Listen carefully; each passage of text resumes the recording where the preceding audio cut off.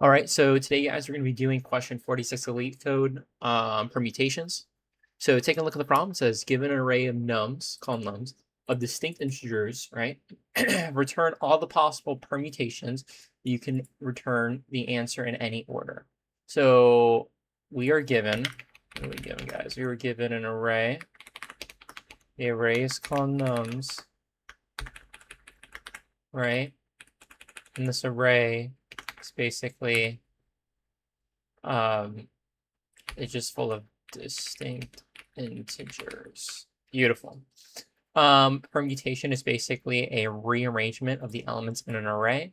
So we take a look at example 1, our nums, the value that's being passed, has 1, 2, and 3. We want to just return a list of just a ton of permutations, right? We know it's a list because right here. You have 1, 2, 3. That's, one rearrangement. You have 1, 3, 2, 2, 1, 3, 2, 3, 1, 3, 1, 2, and 3, 2, 1. All right, beautiful. So now we have an idea of what we're trying to do, right? Let's actually draw out how that's going to look like so we can sort of visualize how we're going to get there, right? Before we do anything. So we are given a list with 1, 2, and 3, right? Beautiful. And as of the moment, right, we have nothing. This is going to be our list right here. Like not the highlighted, but the unhighlighted. And we want to go and basically see every iteration of these values. So we can first start is by adding 1, right? By adding 2, and by adding 3. And keep in mind, these are kind of all separated. So don't think of these as together because they're going to continue going down, right? We're going all the way down for each one. If you're not aware of that pattern, this is a classic depth or search, right? Basically going all the way down for one pattern and then going back up. So, before going back up, I mean. So let's start with 1, right? So if we start with 1 and there's 2 and 3 left, then we know that this could either be 1, 2. That's a really bad looking 2.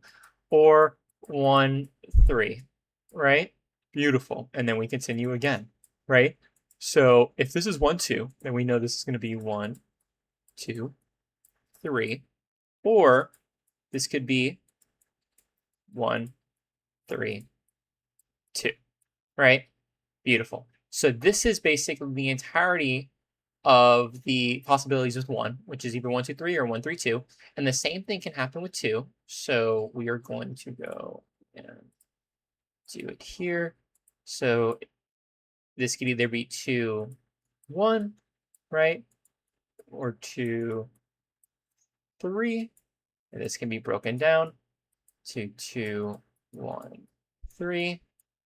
And this can be broken down to 2, 3, 1, right? So you can see that as we go down, we're basically getting our values.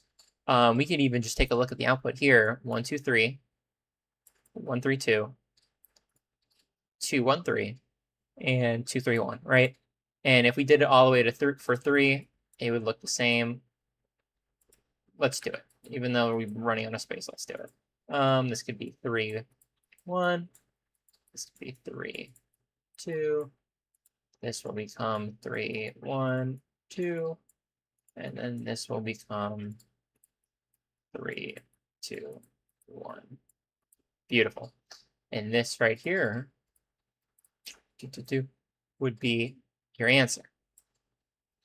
So that's great, right? Like we did a lot of talking. We understand the pattern is depth for search, and we see how visually we're going to get there. But how do we write that in code, right?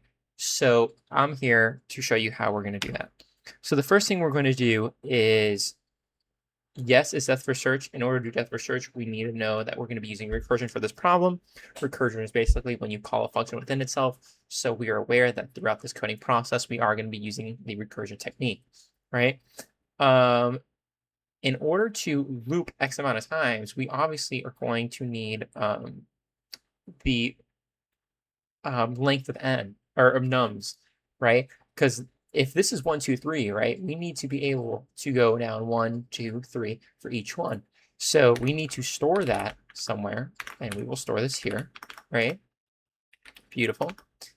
And then we need to be able to store first the entirety of our answer, which are these outside brackets, and keep track of the bracket we're currently in. So whether we're in 1, 2, 3, 1, 3, 2, 2, 1, 3, and so on.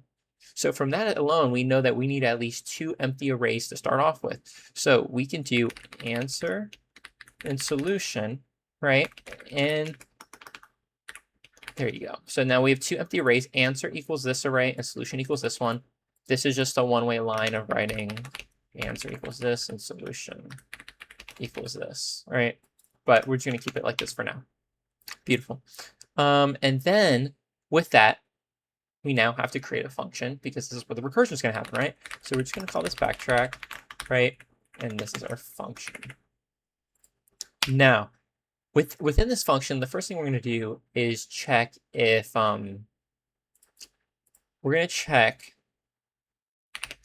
our solution, or hold up. Yeah, I'm lying to you. Sorry, brain fart, guys. If the length of our solution, if I can type it, for the length of our solution equals n, right?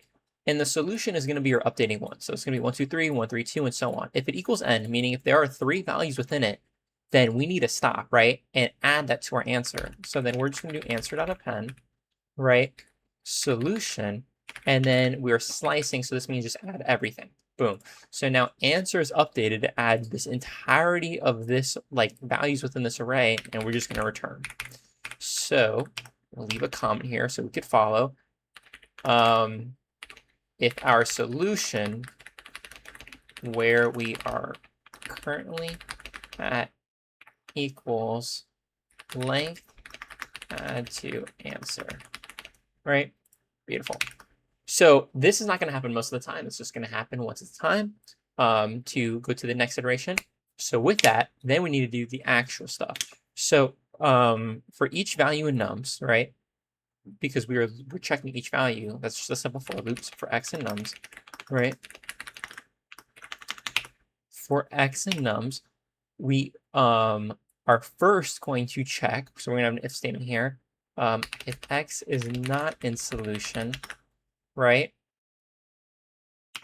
So we're going to loop through here, right? For instance, 1, 2, and 3. If the value we're on is not in solution, then do this, else just continue. We are going to basically add x, right? So solution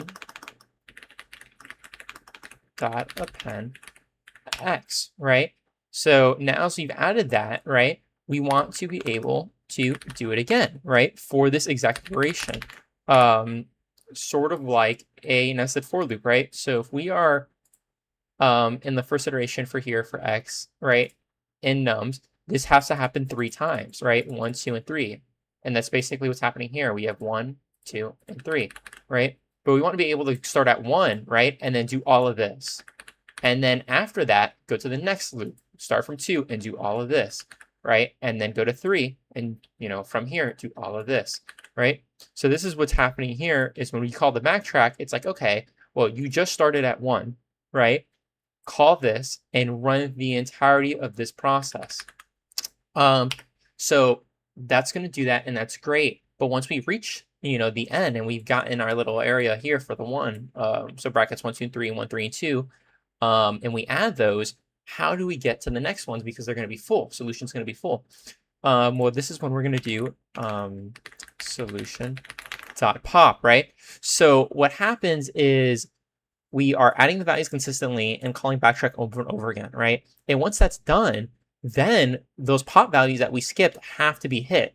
So this is going to lead to, oh snap, can I backtrack? Yeah. So what this is going to do, let's actually change this to a different color, is looking back to the example, right?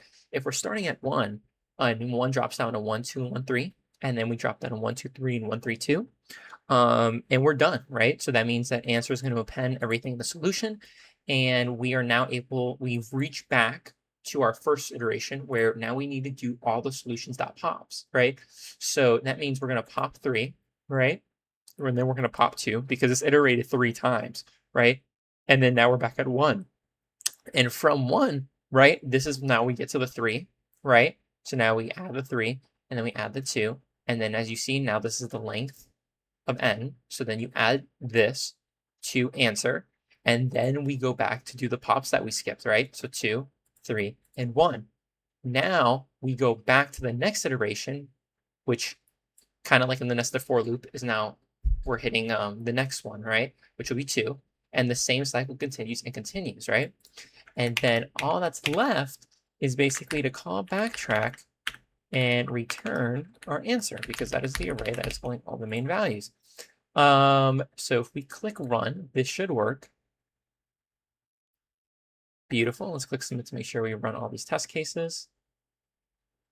And yeah, perfect. So final thoughts about this question. I know there's a couple ways of doing it, like keeping track of particular values and using a hash set, which I think is a little bit complicated. That's why we're sticking with this solution. I think it's a lot more easier.